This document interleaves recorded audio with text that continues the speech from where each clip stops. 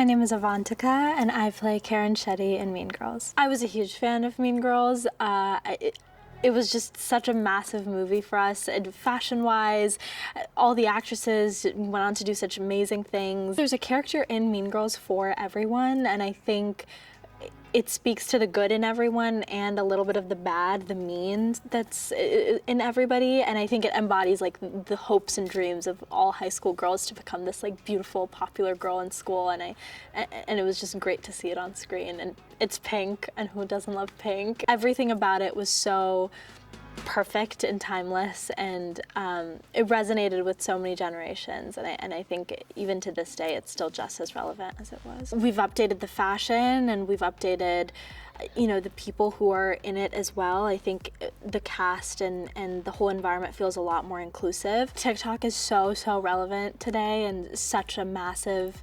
thing, and so I think incorporating that into how people are bullied and how people are coming out of bullying and using the platform to kind of reclaim the narrative is also very relevant in this film. Karen has always been my favorite character, just because I think she's undeniably the nicest of the Mean Girls, and she's sweet and charismatic and kind, and I've loved her always. And so to be able to take on, I guess your favorite part from the movie is nothing short of a dream come true.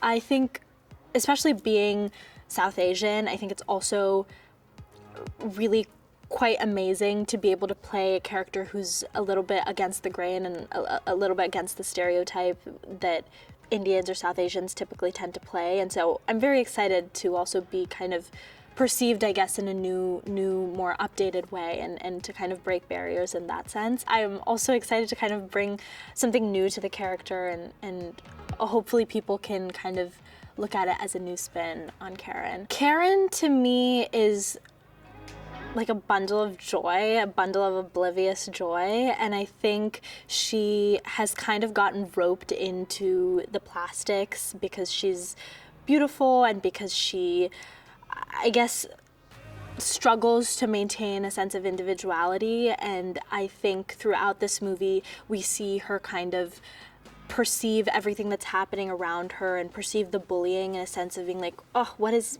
going on? And I think it's really interesting to see how someone who may typically be seen as like a pushover kind of grow a sense of understanding of the world around them. Most of the time when we see popular girl, like the popular girl in media, it feels very one-dimensional, and like there's no nuance and no subtlety to the character itself, which is just simply not true. And any girl who's gone to high school and encountered a popular girl for themselves will tell you that it's hard to fully hate them. You love them a little bit and you do hate them. These girls have insecurities too, and they have problems too, and oftentimes those aren't represented in media. So it's nice to see villains be humanized a little. With the advent of social media, a lot has changed, and so I think it'll be fun for audiences, at least this generation, to see themselves a little bit more clearly in this film than the original. I think they'll like the music. I think the music brings a lot to the film,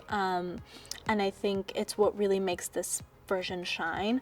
And I think it's easy to get caught up in the fact that this is not the original and that this is a new take on the characters, but I think the songs and seeing how these characters have evolved to be slightly different, I think will really make audiences quite happy. There's so much color, there's these wonderful songs, there's these massive sets, and Brene Rapp is in it, Ali Carvalho's in it, Phoebe Wood is in it, Tina Fey's in it, so many people, Ashley Park. I mean, why would you not want to see all of them in theaters?